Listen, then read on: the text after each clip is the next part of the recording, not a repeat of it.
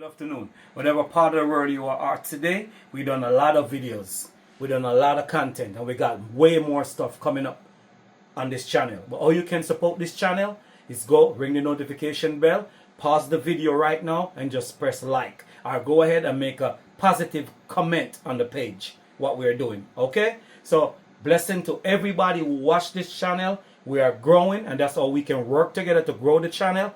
Pause the video, press like, or give a comment, or give a thumbs up, ring the notification bell. Once you signed up, every time we do a video, your phone is going to go off as it does post a video. So thank you, everybody in the sound system culture, very much. In today's video, we're going to talk about one of the most hated, loved by some people, hated by some people. And the name of it is a Richter scale. For me, that's how I say it, a Richter scale, or a Richter scale. That's the word. So anyway, we move ourselves in the music culture now to a whole lot of fandangles. They work. We remove the music. We used to play vinyl. From vinyl to the Technics 1200. From the Technics 1200, we move ourselves to now we have laptops and controllers. But this piece of equipment that I'm talking about is a vintage. I remember when I have to work 2 jobs to buy this equipment. I was younger, in the mood to work 2 jobs. My first piece of equipment on my sound, and I still own it today, I'm going to show it to you guys, is a piece of a Richter scale. There are many different ways how to use a Richter scale. And there's a lot of people that say, oh, I bought it and I have a problem. I move the key, I don't hear anything. We're going to address that too. Okay, so now we're going to show you the Richter scale. Okay, people, so here you have it right here. Proper spelling right there. It's called Richter scale, right? Okay, that's the proper wording. So this piece right here, I bought it from Kennel 5 in Manhattan. Big up to Benson and the whole Kennel 5 team. Benson's not there anymore, but I bought this when I was going to school in the Bronx, taking the train going down to Manhattan. So this right here, you will see some of these mostly talk about this piece of equipment. You have 24 dB. You have some of these Richter scale. When I call the Richter scale, some of these are not printed on here. And some of these Richter scale are different in 24 dB. I think you have 18 dB. You know, anybody know, do the homework and let me know. Anything I don't mention, do the homework, please. So this is the Richter scale. We used to use this in Jamaica, still do, for the bass line of sound system. Some people like it, some people hate it. Some people say you could put these frequency here in your drive rack and it sound the same. No, I'm here to tell you, yes, you can use this frequency in your drive rack, but it does not sound the same. Reason being that the components and the parts that build this up, for the engineers who design stuff, know exactly I'm talking the truth. It does. You can put it in your drive rack, but it's gonna mimic it, but it's not gonna have that tone or that sound. You understand? So it's a whole discussion with this piece. There's many different ways. Let me turn it on. When you turn it on, there's a VU meter clock right here. You give me a close up. I'm gonna turn this switch on and you're gonna see it. See the VU meter goes back when it turn on and it come all the way back. You understand? So this, I have this. It's older than my kids. Anyway, the problem I found with the Richter scale, I got many friends who would say to me, oh, I'm moving the keys and I ain't getting no sound and it not do nothing for me. One of the problem is that when people used to buy these back in the days, used to get the chip. I'm going to show you the chip. Some people switch the chip out in the Richter scale. So the chip might be lower frequency than what these keys originally meant to be. So I used to buy a lot of them because people say, I don't need it. It's not doing anything for me. It don't work. But I realized that some people went into it and changed the chip. That's why the keys are not on point with the frequency that you're moving here. So I'm going to show you the reason for that. I have the top off. So here we go. This is a fully service Richter scale because they've been around for a long time. And if your Richter scale does not have this chip right here, it is not going to operate accordingly to the keys on the front of it. Your hertz. So the chip need to be exactly this one. It comes from the store like this, and it come changeable. You used to bought it, and it come in a little sponge or a little thing that different chip you want to drop your hertz in it. You could take this out and change it. Let me say that. For some of the people who are watching the video, who are quick to talk, listen before we talk. So this is the problem that I find out about the Richter scale.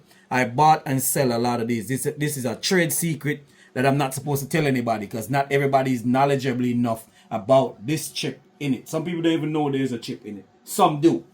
So, refurnish. Let's talk about this. All of these caps are changed. These are brand new caps.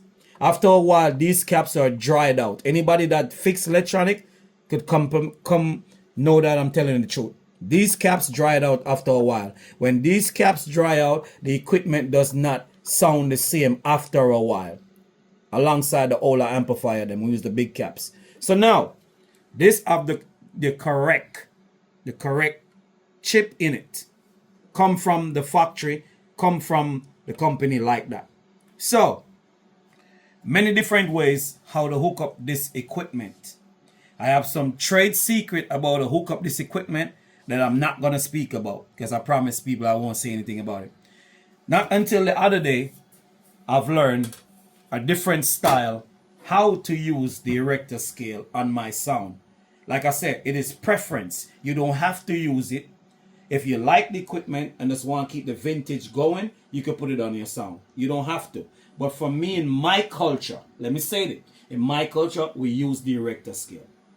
You understand? So, we're going to do a part 2 of a video on this Richter scale, showing you how to hook it up and what it really can do. You understand? Some people say, oh, it's RCA jacks.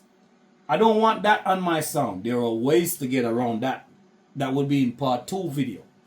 So, Richter scale, legendary equipment. You got people talking, oh, remember back in the days, the bass line, them did wicked and rare. Let's not be hypocrites. They were using this back in the days. But now we evolve to different things and different opinion. But one thing that remains consecutive about this piece of equipment is legendary. Hate it, like it, it will get the job done. If you know how to use it and apply it to your sound system, and where you put it in the chain of your sound system, that also does matter. That will be a part 2 video on that. So there you go. The legendary, often we pronounce the words wrong, but it's called Richter scale, right? Okay, so that's the word of it. And this one, if you're going to buy one, make sure it say right here 24 dB preferably. So they say 24 dB on there. Make sure you can get that one. So there you go. The Richter scale. Next video we're going to show you the back of it and all the stuff that we can do with this piece of equipment.